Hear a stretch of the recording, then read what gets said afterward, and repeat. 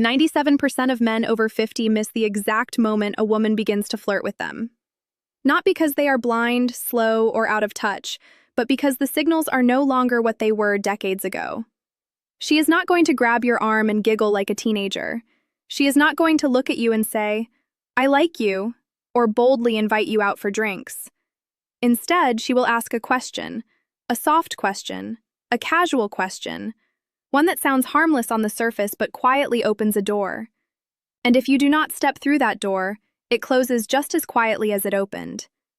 That is how these moments slip away. You walk off thinking it was just a pleasant conversation. She walks away thinking, "Well, I guess he's not interested." You did not say anything wrong. You simply did not say the right thing because you did not realize what she was truly asking. This is what this video is about. These moments, these quiet questions that do not sound romantic at all, but show up as sideways glances, offhand remarks, and curious little probes women use when they want to test the waters without diving in first. Over the next few minutes, I am going to walk you through 8 subtle questions women ask when they are interested but too careful, too respectful, or too uncertain to say it directly. You will understand what she is really asking, why it matters, and how to answer in a way that shows you are still in the game, not chasing, not desperate, just present, grounded, and fully yourself. Because here's the truth, after 50, most men do not need to try harder. They just need to notice more. And once you do, you will start to see interest where you once only saw politeness. You will notice warmth where you assumed there was just small talk, and real adult attraction where you once believed you were invisible. Let's talk about the first question. It sounds innocent, but it is one of the biggest tests she will ever put in front of you. How old are you really? It sounds playful, almost lighthearted, but when a woman looks you in the eye and asks, "How old are you?" and adds that small word, "really," she is not asking for a number. She is asking for something much deeper. She already knows you are not 30. She is not playing a guessing game for fun. What she is doing is checking how comfortable you are in your own skin. She wants to know if you carry your age like a heavy burden or like a quiet badge of honor, and the way you respond tells her everything she needs to know. If you flinch, dodge the question, or turn it into a joke about getting old, she may smile, maybe even laugh, but inside the energy shifts because what she is looking for is not youth. It is presence, confidence, a sense that you are still fully alive in your own life, not apologizing for the years you have lived. The men who stand out at this stage are not the ones trying to look younger. They are the ones who have made peace with their timeline. Men who can say without hesitation, "Old enough to know what matters and young enough to still enjoy the ride." Or even with a slow grin, "You want my age or my attitude?" I once spoke to a man named Rick. He was 64, divorced with silver hair and a sharp sense of style. He told me about a conversation he had at a downtown jazz lounge. The woman was maybe late 40s or early 50s, smart, elegant, and clearly engaged. After some easy back and forth, she leaned in and asked, "So, how old are you really?" Rick thought he was being clever and replied, "Too old for you?" She laughed, but not the way he hoped. He said he felt the spark dim almost immediately. Later that night, it hit him.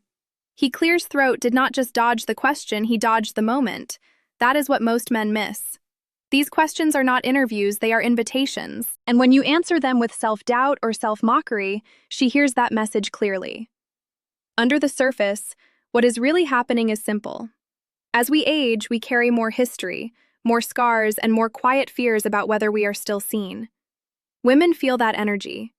And when they ask something like this, they are not curious about your age. They are curious about your aliveness.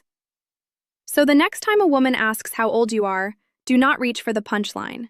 Do not treat it like a trap. Treat it like a door. Because if she is asking, she is already thinking maybe, and your answer decides whether that door stays open. Another question that catches many men off guard is this one. Why aren't you married? At first, it can sound personal, even a little judgmental. But when a woman asks this with a gentle tone and genuine curiosity, it is not an interrogation. It is interest wrapped in caution. She is not digging into your past just to hear stories. What she is really asking is, are you emotionally available now? Is there room in your life for someone like me? This is where many good men stumble. Some launch into their entire romantic history, talking about divorce, heartbreak, and disappointment. Others get defensive and brush it off with a bitter laugh, saying things like, "Marriage? Tried it once, never again," clears throat. Both responses do the same thing. They quietly close the window she just opened. She is not looking for a full explanation.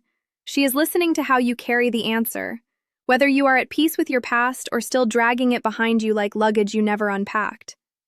A better response is simple, steady, and honest without being heavy. Something like, "Life kept me busy, but I have space now for something real." Or, "I just have not met the right woman yet, maybe until now." I remember a man named Gerald. He was 67, quiet, worked with his hands, and had been widowed young. He told me about a woman he met at a community garden. They started talking about tomatoes of all things. After a while, she smiled and asked him, "So, how come a man like you isn't married?" He froze. He gave a stiff answer about how things did not work out and quickly changed the subject. A week later, she stopped coming to the garden. Later, he said, "I didn't realize she was asking because she was thinking about us. I thought she was just being polite." That is the pattern. These moments do not announce themselves. They arrive quietly, disguised as casual questions that seem harmless until you understand them after she is gone. Psychologically, this is powerful. She is feeling something but does not want to risk being vulnerable unless you show her it is safe. If your answer sounds bitter or closed, she steps back. If it sounds calm, open, and lightly warm, like a man who has done the work and is ready for something new, it tells her everything she needs to know. So when someone asks why you are not married, do not give her a reason to regret asking. Give her a reason to wonder what could come next. Another question that often shows up is this one. Do you date younger women? This question throws many men off balance. Some hear it as a compliment. Others treat it like a trap. But when a woman asks this, she is not asking about your dating record. She is quietly checking your openness. She is asking, "Could you see someone like me as more than just a friend?" Most of the time, she is not looking for a simple yes or no. Snorts.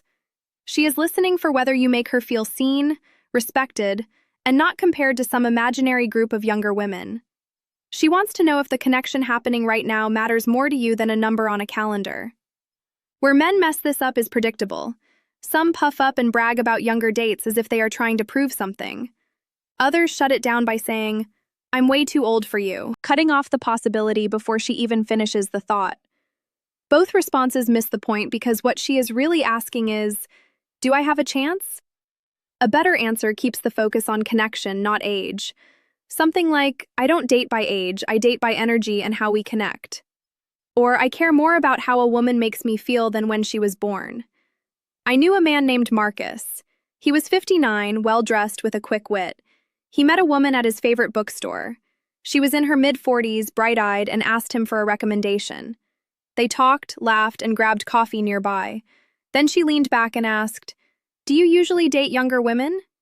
He paused, smiled, and said, "I like women who bring good energy. Younger or older doesn't matter much to me. What matters is that we click." She smiled, not politely but with interest. That conversation led to dinner. Dinner turned into something more. That is the power of presence. Not fumbling when the question is not really about what it sounds like. Because when a woman asks this, it is often about permission. She wants to explore the possibility without putting herself too far out there. She wants to know you will meet her halfway and not make her feel foolish for asking. At this stage of life, attraction is not about clever lines or games. It is about responding with clarity, kindness, and just enough spark to keep the door open. And when she asks if you date younger women, that door is already cracked right in front of you. You. The real question is this: do you step through it, or do you let it quietly slip away? This may sound casual, almost like small talk, but when a woman asks, "What kind of woman do you usually go for?" she is not just being curious. She is comparing, weighing, and checking to see if she fits the picture you carry in your mind. This is not about building a checklist. It is about seeing whether she has a chance to be that woman. Here is the mistake many men make. They take the question too literally and start listing traits. Someone athletic, adventurous, tall, brunette, likes golf, enjoys travel, like they are reading an order off a menu. What they fail to understand is that in that moment she is watching very closely.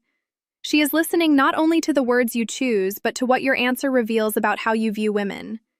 She wants to know if you are stuck chasing an image or if you are open to a real connection. She wants to know if you have grown or if you are still chasing an ideal that stopped making sense years ago. She is not testing your words, she is testing your presence. And in that moment, what you are speaks louder than anything you say.